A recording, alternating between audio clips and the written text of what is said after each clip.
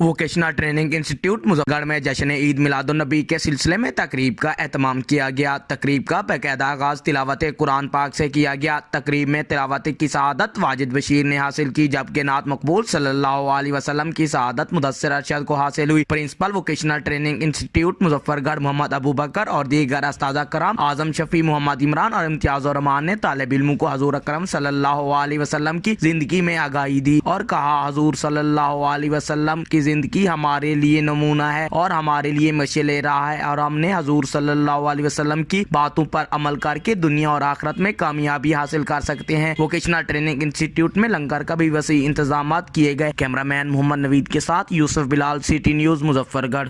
ہم لاتے ہیں ٹاپ نیوز، آپ کے فیورٹ ٹاک شوز اور انلمیٹڈ انٹرٹینمنٹ صرف یوٹیوب پر۔ اگر آپ نے ابھی تک ہمارا چینل سبسکرائب نہیں کیا تو ابھی سبسکرائب کریں اور بیل آئیکن کو کلک کر کے ہماری لیٹسٹ ویڈیوز کے بارے میں اپڈیٹ جانیں۔